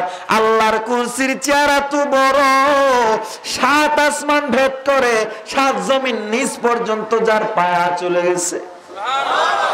হে নবীর উম্মতের দল, আল্লাহর সীমানার মধ্যে আল্লাহ 70,000 নূরের পর্দা সেটিং করেছে। আমার নবীকে আল্লাহ 70,000 নূরের পর্দা সরাইয়া আমার নবীকে আল্লাহ মুলাকাত দিছে। আল্লাহর নূর দেখে আমার নবী সিজদায় পড়িয়া যায়। এবার ডাক দিয়া কয়, আত্তাহিয়াতু লিল্লাহ ওয়াস সালাত ওয়াত তাইয়্যিবাত। আমার আল্লাহ শব্দ শুনিয়া, এ মুহাম্মদ তুই একা একা বলবি হবে না। আমার আল্লাহ ডাক দিয়া কয়, আসসালামু আলাইকা আইয়ুহান নাবিয়্যু ওয়া রাহমাতুল্লাহি ওয়া বারাকাতুহু। জোরে কন্না আল্লাহু আকবার। নবীজিকে এবার আমার আল্লাহ উপহার দিলেন জান্নাত জাহান্নাম দেখার জন্য। হে পয়গম্বর, এখানে ফেরেশতারা আছে, আপনাকে নিয়ে যাবে, জান্নাত জাহান্নাম পরিদর্শন করে যান। আমার নবী জাহান্নাম দেখলো, জান্নাতও দেখলো। তবে মহা আশ্চর্যের এক কথা, আমার নবী জান্নাতে যখন হাঁটতেছে, হঠাৎ শুনে পরিচিত এক পায়ের আওয়াজ আমার নবী শুনতে পায়। নবীজি এবার প্রশ্ন করলেন, ফেরেশতা কার পায়ের আওয়াজ? ফেরেশতারা ডাক দিয়া কয়, পয়গম্বর, আপনার প্রিয় সাহাবী বেলালের পায়ের আওয়াজ। আমার নবী আশ্চর্য হয়ে যায়, আমি তো ওমরের আওয়াজ পাইলাম না, আবু বকর আওয়াজ, আলীর আওয়াজ, ওসমানের আওয়াজ পাইলাম না। বেলাল যে সবসময় আমার পিছনে পিছনে থাকে, সামনে আসতেও ভয় পায়, সেই বেলালের পায়ের আওয়াজ। নবীজি আমার দুনিয়ায় চলে আসলো। দুনিয়া আসার পর আবু জাহেল দৌড়াদৌড়ি করে আর মক্কা এলান করে দেয়, মুহাম্মদ জাদুকর, ও নাকি এক মুহূর্তের মধ্যে গোটা আসমান, জান্নাত, জাহান্নাম আল্লাহকে দেখে আসছে। তোরা শুনছো নাকি? সবাইকে তিরস্কার করতেছে। আবু বকর সামনে পড়লো, তাই আবু বকর শুনছো, তোদের নবী নাকি এটা করেছে, এক মুহূর্তের মধ্যে নাকি জান্নাত জাহান্নাম দেখেছে। আবু বকর কয়, কে বলছে? কয়, তোদের নবী কইছে। আবু বকর বলে, নবী বললে 1% মিথ্যা না, 100% সত্য। কথাটা বলার সাথে সাথে আল্লাহ তাআলা আমার নবীকে জানায়া দেয়, আমার আবু বকরের নাম শুধু আবু বকর না, আজ থেকে তার নাম সিদ্দিকে আকবর আবু বকর। সিদ্দিকে আকবর, মহাসত্যবাদী আবু বকর। নবীজি কোথা থেকে যদি আসতো, কোন সফর থেকেও যদি আমার নবী আসতো, নবীজি আসার সাথে সাথে সাহাবায়ে কেরাম সামনে বসে যাইতো। মেরাজ থেকে আসার পর আমার নবীর সামনে অনেক সাহাবায়ে কেরাম বসে পড়লো। এ নবীর উম্মতের দল। বসার পর সবাই মনে করছে সামনে ওসমান বসা, আলী বসা, আবু বকর বসা, সামনে ওমর বসা। সবাই মনে করছে হয়তো কাউকে আমার নবী কিছু বলবেন। কিন্তু আমার নবী দুনিয়া আসার পর মজলিসে বসে প্রথমেই ডাক দিল, আইনা বেলাল, আমার প্রিয় সাহাবী বেলাল কোথায়? বেলাল মজলিসের এক কর্নার থেকে দাঁড়ায় যায়। আমার নবী বলে, বেলাল তুমি সামনে আসো। বেলাল এবার সামনে দাঁড়াইলো। আমার নবী ডাক দিয়া কয়, রে বেলাল, কি এমন আমল করেছো যার কারণে ফাইন্নী সামি'তু দাফান আলাইকা বাইনা ইয়াদাই ফিল জান্নাহ, কি এমন আমল করেছো রে বেলাল, তোর পায়ের আওয়াজ আমি জান্নাতে শুনতে পেয়েছি। বেলাল চোখের পানি ছেড়ে কান্দা, ডাক দিয়া কয়, পয়গম্বর, আমি বেলাল এমন কোন দামি মানুষ না যে আমার পায়ের আওয়াজ জান্নাতে যাবে, আমি জানি না কি করেছি। আমার নবী ডাক দিয়া কয়, কোন আমলে তোমার বেশি মজা? বেলাল ডাক দিয়া কয়, পয়গম্বর, আমি ওযু বানাইয়া তাহিয়াতুল ওযু নামে 2 রাকাত নফল নামাজ আদায় করতাম। ওই 2 রাকাত নফল নামাজে এত মজা, যেই 2 রাকাত নামাজের মজা আমি সব ইবাদতে মজা পাইতাম। জিবরিল আমিন আমার নবীর কানে কানে এসে ডাক দিয়া কয়, পয়গম্বর, বুয়া সত্য বলেছে, আল্লাহ তার 2 রাকাত নামাজ এমন কবুল করেছে, তার দুনিয়ায় হাঁটাটা আল্লাহ তাআলা জান্নাতের সাথে কালেকশন লাগায়া দিছে। বেলাল দুনিয়ায় হাঁটে, আল্লাহ হাঁটাটাকে জান্নাতের সাথে মিলাইয়া বুঝা দিলেন, বেলাল দুনিয়ায় হাঁটে না, কেমন যেন জান্নাতে হাঁটে। সবাই আশ্চর্য হয়ে গেল। বেলাল বসে পড়লো। এবার আমার নবী চিন্তা করলেন, সামনে তো আবু বকর, ওসমান, আলী, ওমর এরা বসা, মন একটু খারাপ হয়েছে কিনা, হ্যাঁ আমরা তো মনে হয় গুনাহগার, আমাদের কথা নবী কিছু বলবে না। কিন্তু না না, আমার নবী ডাক দিছে, হে সাহাবায়ে কেরাম, তোমরা কি জানো আমি এমন একজন ব্যক্তিকে চিনি যার মা বাবাকেও চিনি। জান্নাতে মানুষ যাওয়ার জন্য এত পাগল, জান্নাতে মানুষগুলো ঢোকার জন্য কত কষ্ট করে, কত ত্যাগ, কিন্তু জান্নাতে এমন একজন ব্যক্তি আছে এখানে যাকে জান্নাত 8টা দরজা, যাকে জান্নাতে প্রত্যেকে নেওয়ার জন্য মারহাবা মারহাবা বলে ডাকতে থাকবে। সবাই তাকায় রইল কি আমার নবী আবু বকর হাতটা ধরে বলে তার নাম হলো আবু বকর। दुनिया की सदाकत में तेरे नाम रहेगा, सिद्दीक तेरे नाम से इस्लाम रहेगा, सिद्दीक तेरे नाम से इस्लाम रहेगा।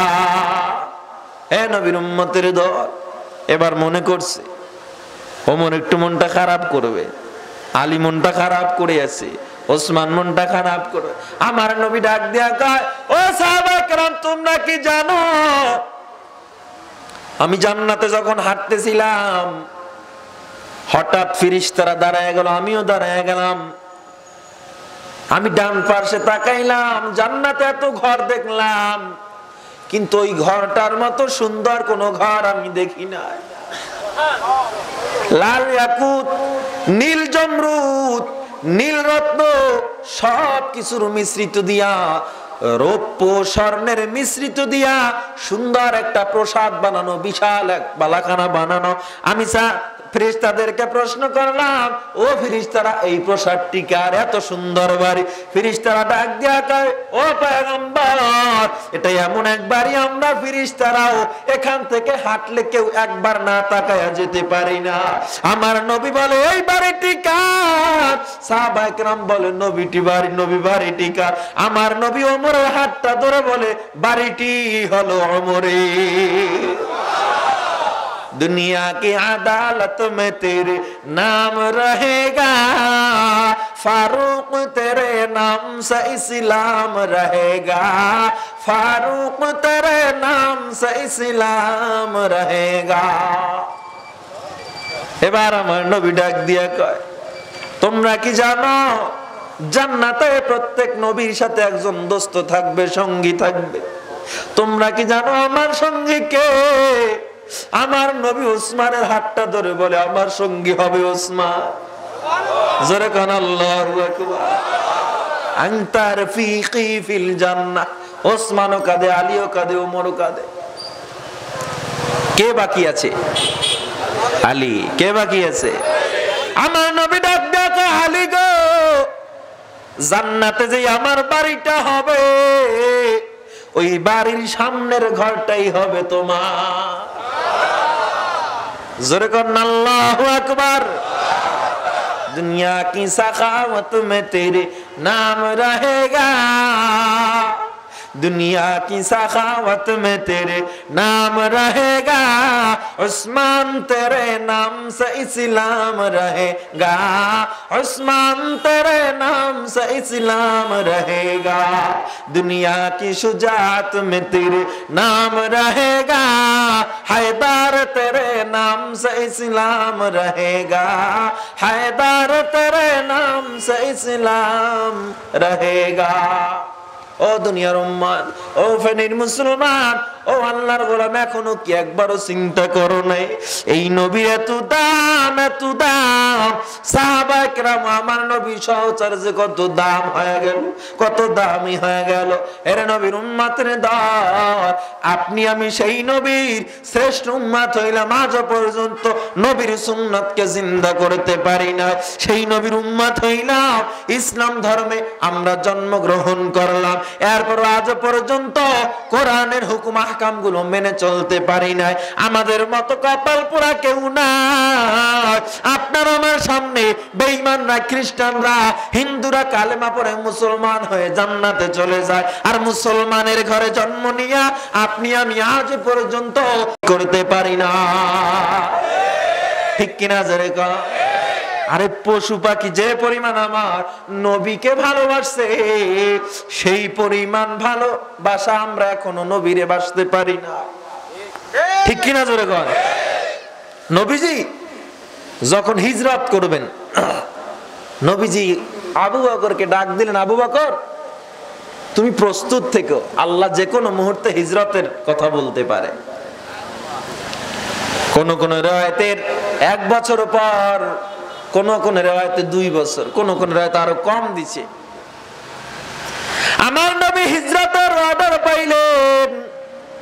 নবীজি গভীর রাত্রে সরাসরি আবু বকরের বাসায় চলে যায়।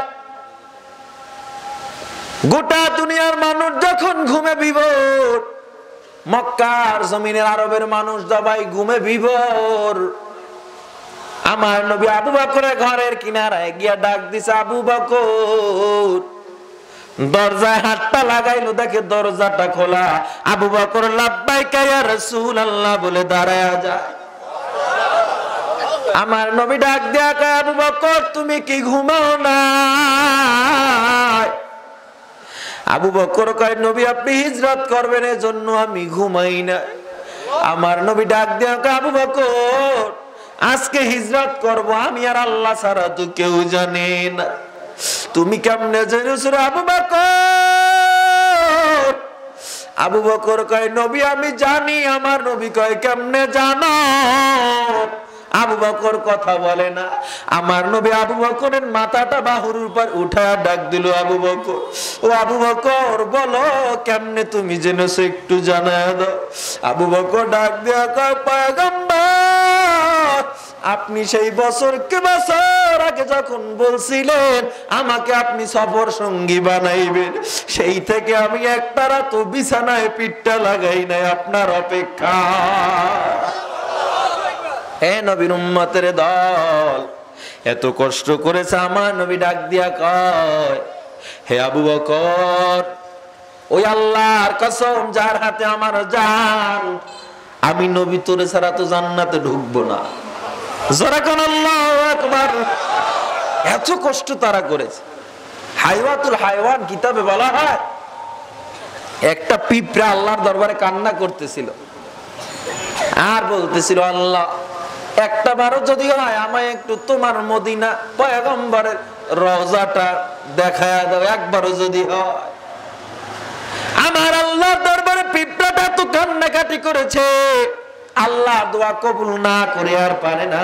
আমার আল্লাহ ডাক দেয়া কয়, পিঁপড়া ধৈর্য ধর, আমি আল্লাহ তোরে মদিনা না দেখায়া মরণ দিব না।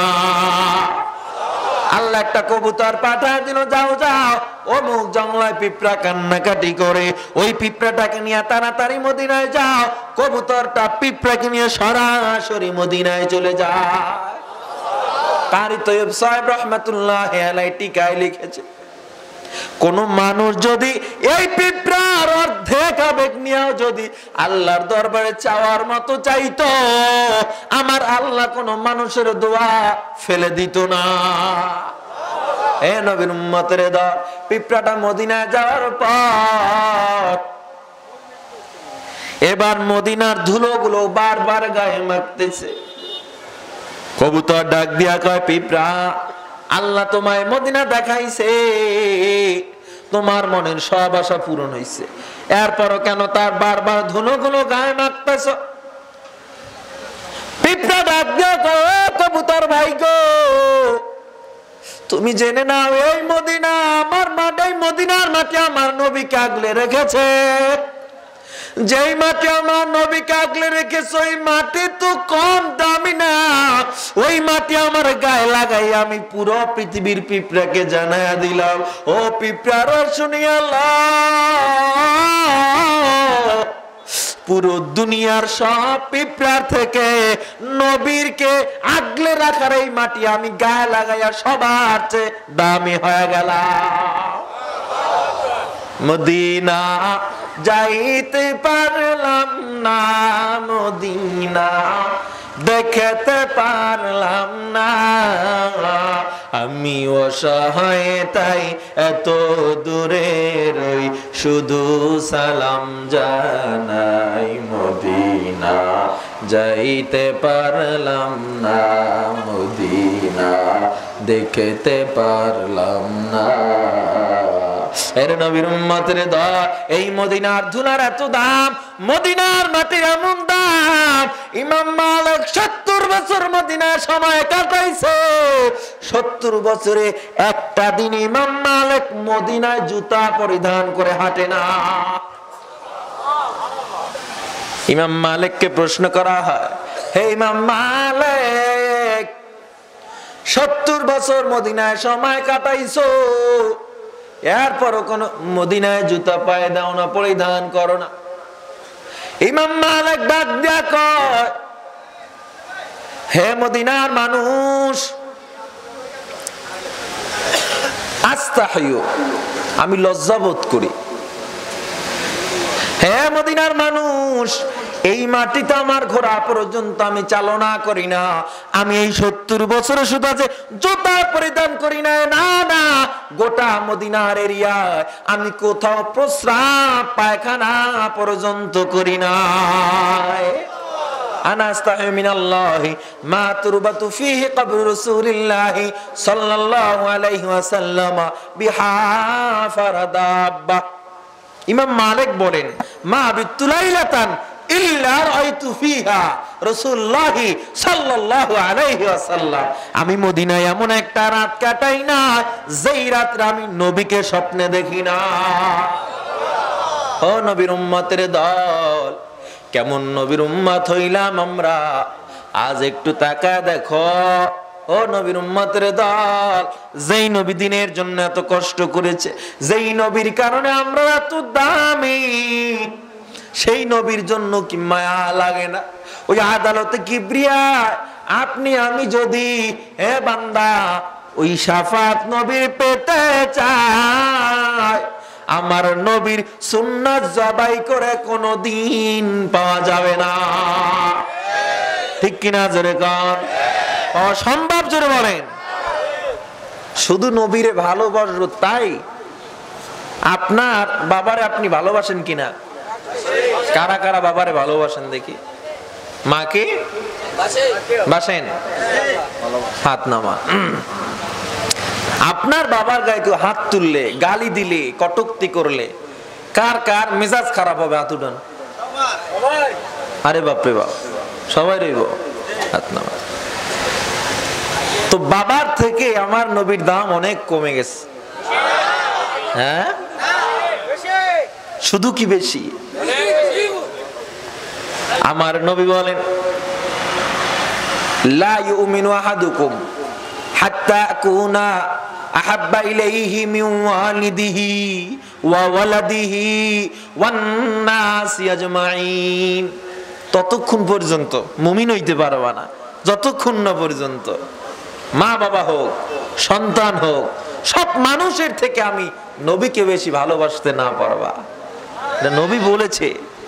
হে নবীর উম্মতের দল, আফসোস বাবার বিরুদ্ধে কথা বললে আমাদের মেজাজ গরম হয়ে যায়। আল্লাহর বিরুদ্ধে কথা বললে মেজাজ গরম হয় না। নবীর বিরুদ্ধে কেউ কথা বললে, কটূক্তি করলে আপনার আমার মেজাজ গরম হয় না। এটা কোনদিন আশিকে রাসূল হতে পারে না। যারা আশিকে রাসূল রাসূল করে দৌড়ায়, যারা সুন্নি সুন্নি বলে দৌড়ায়, দেখবেন ভালো করে লক্ষ্য করে দেখবেন, নবীর বিরুদ্ধে কথা বললে একটা কেউ ময়দানে পাওয়া যায় না। এই সবগুলোরে খুঁজে পাইবেন যেখানে সিন্নি আছে, কোথায় তো বারো কাছে। ঠিক কিনা জানে? নারী পুরুষ একত্রিত হইয়া ইসলামের পর্দার হুকুমকে বৃদ্ধাঙ্গুলি দেখাইয়া নবীর সুন্নাত দাড়ি কাইটা পীর সাইজা বইসা গাঞ্জার আসর মিলাইয়া আজকে তারা নবীর নামে দুরূদ গায়, আল্লাহর ওয়াহদানিয়তের কথা বলে। মূলত এরা নবীর উম্মত না, আল্লাহর বান্দা না, ইহুদিদের দালাল, মুসলমানের দুশমন। ঠিক কিনা জোরে কর? এ নবীর উম্মতের দল, যাদের দাড়ি নাই, যারা নামাজ পড়েন না, তাদেরকে আমি সাপোর্ট দেই না। তবে এতটুকু আপনাদের পক্ষে আমি বলি, আমি এতটুকু জানি, যাদের দাড়ি নাই, যারা নামাজও পড়ে না, সবার দিলে আমার নবীর জন্য, আল্লাহর জন্য আলাদা জায়গা আছে না নাই? আজ যদি কোনো বেঈমান নবীর বিরুদ্ধে কথা বলে, ইসলামকে নিয়ে কথা বলে, ময়দানে হুজুর যেমন নামে, আমি বিশ্বাস করি কোন দাড়িবিহীন এ বান্দা বেনামাজিরাও ঘরে বসে থাকবে না। কারণ যে যেই দল করি না কেন, নবী আমাদের কয়জন, আল্লাহ আমাদের কয়জন, যেই নবী দিনের জন্য এত কষ্ট করলো, আমার নবী তায়েফের ময়দানে এত রক্ত ঝরাইলো, উহুদের ময়দানে দান দান শহীদ করলো, ওই নবীকে নিয়ে আজকে বেঈমান সন্ত্রাস বলে গালি দেয়, আমার নবীকে আজকে চরিত্রহীন বলে গালি দেয়।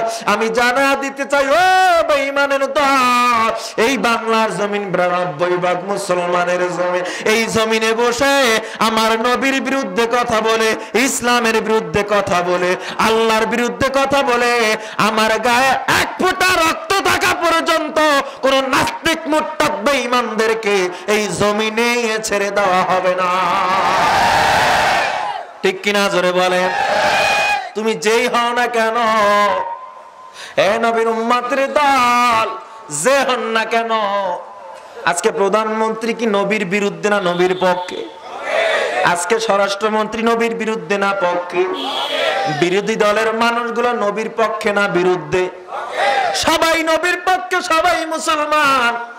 ফাঁকে ফাঁকে কেউ কারো উপরে যদি ভর করে ক্ষমতায় এসে সংসদে বসে আমার নবীকে গালি দেয়, তোর মতো মেনন, হাজার মেনন এই বাংলার জমিনে তৈরি হবে, তোর মতো হাজার মেননকে ধ্বংস করতে, জুতা মারতে মুসলমানের 1 সেকেন্ডও সময় লাগবে না। ঠিক কিনা জোরে কর? আমি মেননকে চ্যালেঞ্জ করলাম, তুমি মেম্বার ইলেকশন করো, একটা ভোটও পাইবা না, একটা ভোটও পাইবা না। বামপন্থী হইয়া মুসলমানের আজকে যারা সংসদে আছে, গতকালকে সকালে প্রধানমন্ত্রী মেননের সমালোচনা করে বক্তৃতা দিয়েছে, লম্বাটায়। আপনারা শুনেছেন কিনা জানি না, প্রধানমন্ত্রী নিজে বলেছে কওমি মাদ্রাসাটা বিষ বৃক্ষ নয়, এখানে কোরআনের তালিম দেওয়া হয়, জঙ্গিবাদী শিক্ষা দেওয়া হয় না। কওমি মাদ্রাসা থেকে আজ পর্যন্ত হলি আর্টিজানের মতো কোন জঙ্গি কাণ্ডে, শুধু তাই নয়, হ্যাঁ দুনিয়ার উম্মত, এই যে আপনি গুলশান হত্যাকাণ্ড, নারায়ণগঞ্জের 7 মার্ডার, গুবিবাগ হত্যাকাণ্ড, কোন উলামায়ে কেরামের ছাপ পাওয়া যায় না, পাওয়া গেছে? সেটা প্রধানমন্ত্রী নিজেই বলেছে। তার মানে শুনে রাখো, শুধু রাশেদ খান মেনন নয়, তার দোসর চেলা চামুন্ডা কাদিয়ানীদের পক্ষে যারা এই জমিনে কথা বলবে, তাদেরকে এই জমিনে ফাঁসির কাস্টে ঝুলানো হবে। আমরা মুসলমান, আমরা এক জাতি, এক মসজিদে আমরা নামাজ আদায় করি, কোন দলাদলি, দল নিয়ে ভিন্ন মতভেদ, আলাদা আলাদা, নবীর বেলায় কোনো মতভেদ হতে পারবে না। ঠিক কিনা জোরে কন? নবীর বেলায় কোনো মতভেদ আছে নাকি? আর জোরে কন? যারা যেই দল করেন না কেন, আপনার দলের কেউ যদি আমার নবীর বিরুদ্ধে কথা বলে ছাড় দিবেন নাকি? কথা কয় না? এর দ্বারা বোঝা যায় এই বাংলার জমিন যেমন পবিত্র, এত তসলিমা নাসরিন বোরকার বিরুদ্ধে কথা বলে আজ পর্যন্ত সোনার বাংলার সোনার ভূমি যেমন দেখতে পারে না, এই বাংলার জমিনে, মুসলমানের জমিনে ইসলামের বিরুদ্ধে কথা বলে, কোরআনের বিরুদ্ধে কথা বলে এই সোনার ভূমিও তারাও দেখতে পারবে না। ঠিক কিনা জোরে কর? নাস্তিকতা নিপাত যাক, দিন ইসলাম জিন্দাবাদ, নাস্তিকতা নিপাত যাক, দিন ইসলাম জিন্দাবাদ, কোটি প্রাণে একই আওয়াজ, খোদাদ্রোহী ছাড় পাবে না, এই বাংলায় ঠাই হবে না, মুসলমানরা জেগেছে আজ। জোর কদমে সামনে চলো, বজ্রকণ্ঠে আওয়াজ তোলো, সবাই মিলে একই তালে দাও না স্লোগান, নারায়ে তাকবীর, নারায়ে তাকবীর, দিন ইসলাম, দিন ইসলাম জিন্দাবাদ, জিন্দাবাদ। মুসলমানের এই দেশেতে নাস্তিকদের ঠাঁই নাই, নাস্তিকদের পক্ষে যারা, তাদের কোনো রক্ষা নাই। এই দেশেতে থাকতে হলে কোরআন মানতে হবে, কোরআন না মানলে সোনার বাংলা ছাড়তে হবে। ঠিক কিনা জোগা? জোর কদমে সামনে চলো, বজ্রকণ্ঠে আওয়াজ তোলো, সবাই মিলে একই তালে দাও না স্লোগান, নারায়ে তাকবীর, নারায়ে তাকবীর, দিন ইসলাম, দিন ইসলাম জিন্দাবাদ জিন্দাবাদ। ইসলামের জন্য দেশের হয়েছে জন্ম, ইসলামের বিরুদ্ধে গেলে দেশ হবে ভিন্ন। ইসলামের বিরুদ্ধে যারা নিয়েছে অবস্থান, এই বাংলায় ঠাই হবে না, যাও হিন্দুস্তান। ঠিক কিনা জোরে জোর কদমে সামনে চলো, বজ্রকণ্ঠে আওয়াজ তোলো, সবাই মিলে একই তালে দাও না স্লোগান, নারায়ে তাকবীর নারায়ে তাকবীর। দিন ইসলাম দিন ইসলাম, জিন্দাবাদ জিন্দাবাদ। আমার কথার সাথে কারা কারা একমত? নারা ইসলাম শিক্ষার বেলায় কোনো ছাড়াছাড়ি হবে না। এই জমিনে থাকবো মুসলমানের আওয়াজে থাকবো, এই জমিনে থাকবো সিংহের মতো থাকবো, শিয়ালের মতো হাজার বছর বেঁচে থাকার মধ্যে কোনো ফায়দা নাই। সিংহের মতো বাঁচতে হলে সিংহের মতো একদিন বাঁচবো, ঠিক কিনা জোরে এ দুনিয়ার উম্মত, আমার নবীর জন্য সাহাবায়ে কেরাম এত কষ্ট করেছে, নবীর জন্য এত রক্ত দিয়েছে, আমার নবী যে উম্মতের জন্য এখনো কাঁদে, এই নবীর বিরুদ্ধে কথা বললে আমাদের অন্তরে একটু লাগবেই লাগবে, ঠিক কিনা? এই জন্য অনুনয় বিনয় করবো বেঈমানের দল, যা করো কর, আল্লাহকে নবীকে নিয়ে কখনো কটূক্তি করবি না, কারণ এই নবী আমাদের শাফাআত করবে। আল্লাহ তাআলা দয়ার মাধ্যমে আমরা দুনিয়ায় বেঁচে আছি। যারা ধর্ম মানবি না, নাস্তিকতার পক্ষে থাকবি, এই জমিন থেকে বের হয়ে করতে হবে। আল্লাহ আমাদের তৌফিক দেন, জোরে কোন আমিন। মুসলমানি বুয়াদ গরদান নেহাদান, আইনানে খুদ বদস্তে খাজাদাদান, গর্ব সুরত আদমি ইনসাবুদে, আদমি ইনসাবুদে, গর্ব সুরত আদমি ইনসাবুদে, আহমদ বু জাহলো হামে কে সাবুদে। তু মর্দ মুসলমান হো, তু মর্দ মুসলমান, এক হাত মে তলवार, एक हाथ में कुरान, एक हाथ में तलवार, एक हाथ में कुरान। নবীর পক্ষে কারা কারা আছি? আল্লাহর পক্ষে কারা কারা আছি? হাত নামান। এ নবীর উম্মতের দল, যেই নবীর শানের সালাত এতক্ষণ বর্ণনা করলাম, যেই নবীর জীবনী শুনলেন, ওই নবীর শাফাআত পাওয়ার জন্য বলেন তো, নবী বলে ও তো আমার উম্মতি না, কেউ ও আমার সাথে জান্নাতে যাবে না যে আমার সুন্নাত মানে না। আজকে যদি আমরা নবীর সুন্নাত জবাই করি, নবীর শাফাআত পাওয়া সম্ভব নাকি? আরো জোরে কোন।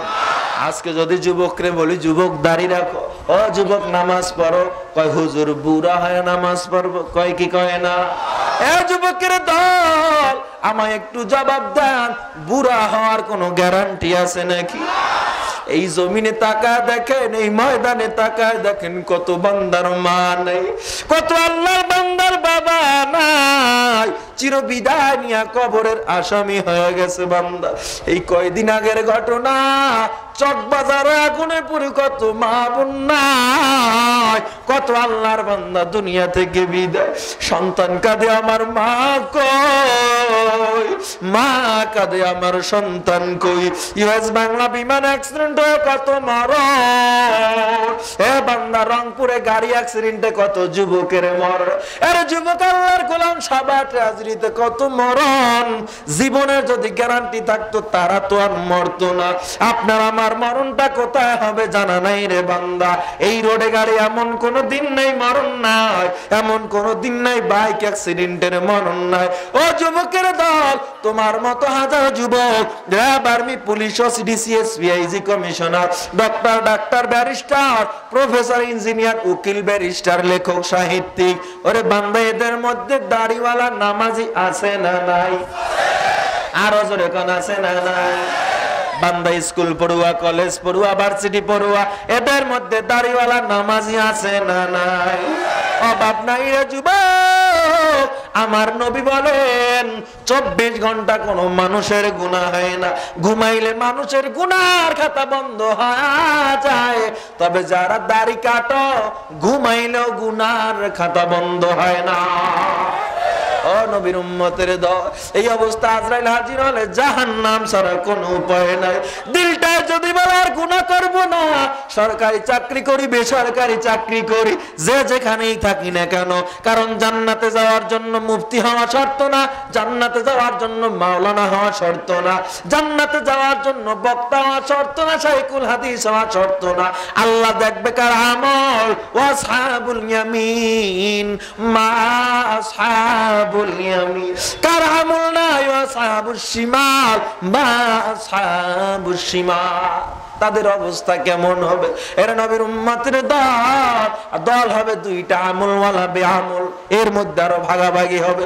সুতরাং দিলটা যদি বলে আর আমার নবীরে কাঁদাবো না, আর আমরা গুনাহ করব না, সুদ খাবো না, ঘুষ খাবো না, হারাম খাবো না, অন্যায় ভাবে গরিবের উপর অত্যাচার করব না, ক্ষমতাওয়ালারা দুর্বলের উপর আঘাত করব না, ওজনে কম দিব না, মা বাবার সাথে দুর্ব্যবহার করব না, বান্দা রিকশাওয়ালার উপরে চড় লাগাবো না, অন্যায় ভাবে কারো সম্পদ আত্মসাৎ করব না। কে কে রাজি আছেন আল্লাহর হাত দুইটা দেখায়া দেয়। সোজা করেন, সোজা করেন, সোজা করেন। নারায়ে তাকবীর। আল্লাহ তাকা দেখো, গুনাহগার বান্দা মোরা ওয়াদা করতেছি আর গুনাহ করব না। আল্লাহ তোমার রহমতের দিকে তাকা, মোদের জীবনের গুনাহ মাফ করে দাও আল্লাহ। আল্লাহ ওয়াদাগুলো পূরণ করার তৌফিক দিয়া দাও আল্লাহ। সবাই বলেন আমিন, আরো জোরে বলেন আমিন, আরো জোরে বলেন আমিন।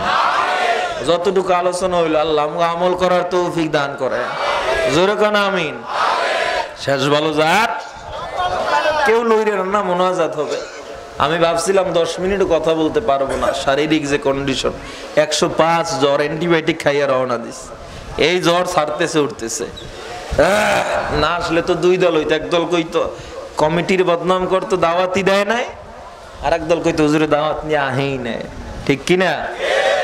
কষ্ট করে হইলো, মানে হুজুররা বক্তার এখন রেলগাড়ি, এরা মানুষ মনে হয় না, মনে করো চলতেছে চলুক। যাই হোক, তারপর 1.5 ঘন্টা কথা বলেছি।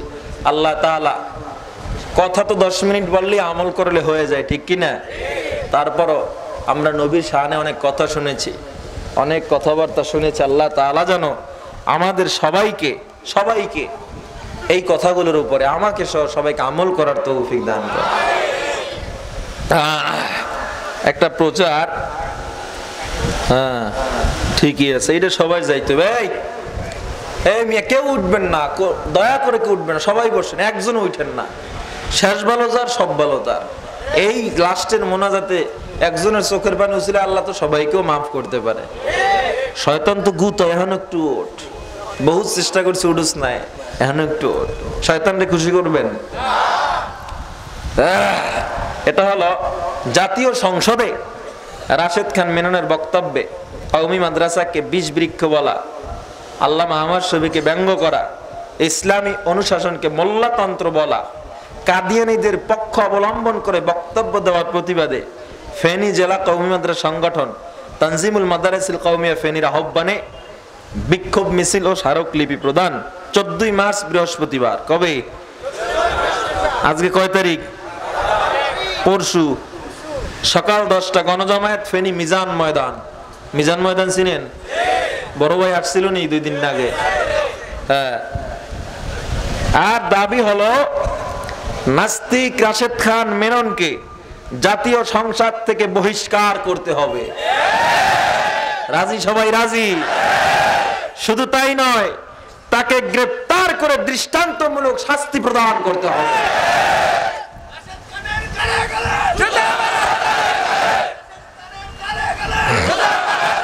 আর দ্বিতীয়টা শুনেন, কাদিয়ানীদেরকে সরকারিভাবে অমুসলিম ঘোষণা করতে হবে। তৃতীয়, সাদিয়ানি ফিতনার সকল কার্যক্রম বাংলাদেশে নিষিদ্ধ করতে হবে। কাদিয়ানি ভারতের পাঞ্জাবে জন্ম তার। কোথায়? এটা আস্ত শয়তান। নবী বলেছে আনা খাতামুন নাবিয়্যিন লা নাবিয়্যা, আমি শেষ নবী, আমার পরে আর ওই গোলাম আহমদ কাদিয়ানি কয় ও নবী। ও যে বেঈমান, ও যে কাফের, কোনো সন্দেহ আছে? কেউ সন্দেহ করলে সেও বেঈমান। ঠিক আসতে কইলেন যে, ঠিক কিনা জোরে কর। একটা কথা শুনতাম ছোটবেলায়, লানাতুল্লাহ পর রে তোরা, লানাতুল্লাহ পর, কাদিয়ানি মারা গেল পায়খানার ভিতর। কাদিয়ানি কিন্তু পায়খানার মধ্যে বইরা মরছে। এই কাদিয়ানির দোসর বাংলাদেশেও ঢুকে পড়েছে। যারা খাতমে নবুয়তের উপরে কলম চালাবে, আঙ্গুল তুলবে, তাদেরকে মুসলিম রাষ্ট্রে থাকতে দেওয়া হবে না। আল্লাহ আমাদের কবুল করেন, জোরে কোন আমিন। আমাদের নবী কয়জন? নাম কি? জোরে বলেন মুহাম্মদ সাল্লাল্লাহু আলাইহি ওয়াসাল্লাম। আর কোন নবী আসবে? এরপরে কেউ নবী দাবি করলে সে সৎ না ভণ্ড? সন্দেহ আছে? আল্লাহ আমাদের কবুল করেন। 14ই মার্চ মুসলমানের এই গণজামাত সফলের জন্য মিজান ময়দানে শুধু একা নয়, আরো মুসলমানদেরকে নিয়ে হাজির হয়ে এই আমাদের প্রতিবাদকে সফল করার জন্য কে কে রাজি আছি? আল্লাহ কবুল করেন, বলেন আমিন। জোরে কোন আমিন। আল্লাহ আমাদের সবাইকে কবুল করেন। যতটুকু আলোচনা করেছি আল্লাহ তাআলা যেন আমাদের ভুল ত্রুটি ক্ষমা করে আমল করার তৌফিক দান করে। যারা আয়োজন করেছে অনেক কষ্ট করেছে, ঠিক কিনা? অনেক যুবকরা পরিশ্রম করেছে, মুরব্বিদের দিক নির্দেশনা আল্লাহ তাআলা সবাইকে উত্তম প্রতিদান দান করেন। এই মাহফিলকে আল্লাহ কিয়ামত পর্যন্ত কবুল করেন। ব্যবসায়ী ভাইদের উদ্যোগে মাহফিল, আল্লাহ যেন সবার ব্যবসায় বরকত দান করেন। সবাই সূরা ফাতিহা পড়ে, আউযু বিল্লাহি মিনাশ শাইতানির রাজীম, বিসমিল্লাহির রহমানির রহিম, আলহামদুলিল্লাহি রাব্বিল আলামিন, আর রহমানির রহিম, মালিকি ইয়াউমিদ্দিন, ইয়্যাকা না'বুদু ওয়া ইয়্যাকা নাস্তাঈন, ইহদিনাস সিরাতাল মুস্তাকিম, সিরাতাল লাযীনা আন'আমতা আলাইহিম গায়রিল মাগদুবি আলাইহিম ওয়ালাদ-দাল্লিন। দুরূদ শরীফ পড়ে, আল্লাহুম্মা সাল্লি আলা সাইয়্যিদিনা ওয়া নাবিয়িনা সাল্লাল্লাহু আলাইহি ওয়া আলা আলিহি ওয়া আসহাবিহি ওয়া বারাকা ওয়া সাল্লাম। আমার জন্য দোয়া চাই। অনেক অসুস্থ, আল্লাহ যেন দিনের স্বার্থে আমাকে সুস্থতা দান করে। আমাদের বড় দুই ভাই হাফিজুর রহমান সিদ্দিক, হাবিবুর রহমান মিসবা, আল্লাহ যেন তাদেরকে সুস্থতার সাথে দিনের খেদমতের তৌফিক দান করেন। ঢাকায় মহাপরিকল্পনা নিয়ে মাদ্রাসা নিয়ে আগাইতেছে আপনাদের দোয়ায়। উদ্দেশ্য ওলামায়ে কেরামের টাকা হলে কিন্তু যাত্রা হয় না, সিনেমা হয় না, হয়তো মাদ্রাসা নয়তো মসজিদ, ঠিক কিনা? এজন্য দান যদি করেন মাদ্রাসা মসজিদে করবেন, পারা যাবে না ইনশাল্লাহ। দিলওয়ালা বহু টাকাওয়ালা মানুষ আছে যাদের টাকা ব্যাংকে পড়ে থাকে, সুদ হইতেছে। তাদেরকে বলবো মরে গেলে কিছুই থাকবে না। এজন্য মাদ্রাসা মসজিদে দান করে, এটা এমন একটা জায়গা যে দান করলে এই স্থানটা মাদ্রাসা মসজিদে, আপনি মরার পরও ওই দান আপনাকে সব পাঠাতে থাকবে। সুতরাং দান করবেন। আর আমার মাদ্রাসার জন্য দোয়া আছে, 1,20,00,000 টাকার উপরে শুধু জায়গা লাগবে। যেখান থেকে যা পাই আল্লাহ তাআলা দিনের স্বার্থে ব্যয় করার সুযোগ করে দিয়েছেন। দোয়া করবেন আল্লাহ যেন সবকিছুর বন্দোবস্ত করে দেয়। জোরে বলি আমিন, আল্লাহুম্মা আমিন। ربنا ظلمنا أنفسنا وإن لم تغفر لنا وترحمنا لنكونن من الخاسرين. ربنا آتنا في الدنيا حسنة وفي الآخرة حسنة وقنا عذاب النار. رب ارحمهما كما ربياني صغيرا. اللهم اجعلني في عيني صغيرا وفي أعين الناس كبيرا. يا قاضي الحاجات، يا دافع البليات، يا رافع الدرجات، يا حلال المشكلات، ইয়া মুজিবাদ দাওয়াত ইয়া আরহামার রাহিমিন। আয় আল্লাহ, গুনার বোঝা মাথায় নিয়ে তোমার শাহী দরবারে হাত উঠাইলাম। আল্লাহ, গুনার দিকে যদি তাকাই তোমার দরবারে হাত তুলতে বড় লজ্জা পায়। আয় আল্লাহর পরজনী তোমার থেকে মায়ার আল্লাহ তো আর কেউ নাই। আয় আল্লাহ, এমন অবস্থায় তোমার দরবারে হাত উঠাইলাম যেই সময় তুমি প্রথম আসমানে এসে বান্দাদের ডাকো। আয় আল্লাহ, তুমি আমাদের গুনার দিকে না তাকায়া তোমার রহমতের দিকে তাকায় আমাদের মাফ করে দাও আল্লাহ। আয় আল্লাহ, যেভাবে চললে তুমিও নবীর জামন্দি হাসিল করা যাবে সেভাবে চলার তৌফিক দান করো আল্লাহ।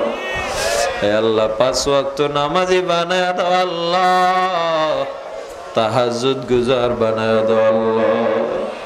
আয় আল্লাহ, অনেক কষ্ট করে অনেক দূর থেকে কত আল্লাহর বান্দারা কোরআন ও সুন্নাহর আলোচনা শুনতে এসেছে আল্লাহ, তুমি কাউকে খালি ফেরত দিও না আল্লাহ। আয় আল্লাহ, এই ময়দানে কত শিশু গোলাম নিয়ে হাত উঠাইলাম। আয় আল্লাহ, কত মাসুম বাচ্চা নিয়ে হাত উঠাইলাম, কত উলামায়ে কেরাম নিয়ে হাত উঠাইলাম। আয় আল্লাহ, কত দাড়ি পাকা মুরব্বি নিয়ে হাত উঠাইলাম। একটা তো যদি পছন্দ হয় আল্লাহ উসিলায় তুমি আমার আমাদের সবার দোয়া কবুল করে নাও আল্লাহ। আল্লাহ, আমরা যারা হাত উঠাইলাম জানি না কারো মা নাই, জানি না কারো বাবা নাই, চির বিদায় হয়ে গেছে। যেই মা আমাদের জন্য এত কষ্ট করেছে রে আল্লাহ,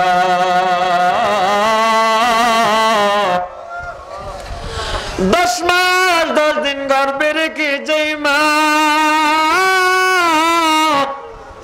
এত কষ্ট করে আমাদের লালন পালন করেছে, গভীর রাতে শীতের মধ্যে কত মজার ঘুম চিল্লায় আমরা মায়ের মজার ঘুমকে হারাম করে দিয়েছি। ডান পার্শ্বের কাঁথা নষ্ট করেছি, ডান পার্শ্ব থেকে বাম পার্শ্বে শোয়াইছে। বাম পার্শ্বের কাঁথা নষ্ট করতাম, মা ফালায়া দিত না। ওই মা বুকে জড়ায়া সারা রাত কাটা দিছে আল্লাহ। বড় হয়ে যখন পড়ালেখা করার জন্য চাকরির জন্য দূরে আসতাম, ঘরে বসে একটা ভালো খাবার মা মুখে দিত না রে আল্লাহ। বাবা বারবার প্রশ্ন করতো, বিবি কেন খাও না?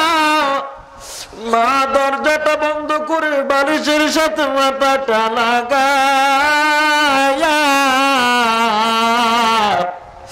ফুফায়া ফুফায়া কানসা বুঝাইতে পারে না, সন্তানরে দূরে রাইখা ভালো খাবার মা খাইতে পারে না। আল্লাহ, যখন বাড়ি যাইতাম মায়ের মতো খুশির চেহারাটা আর খুঁজে পাইতাম না। আবার যখন রওনা দিতাম ব্যাগগুলো গুছা দিত আর শাড়ির আঁচল দিয়া চোখের পানি মুছতে থাকতো। গাছের আড়াল দিয়া দিয়া দেখতো সন্তান কত দূর যায়।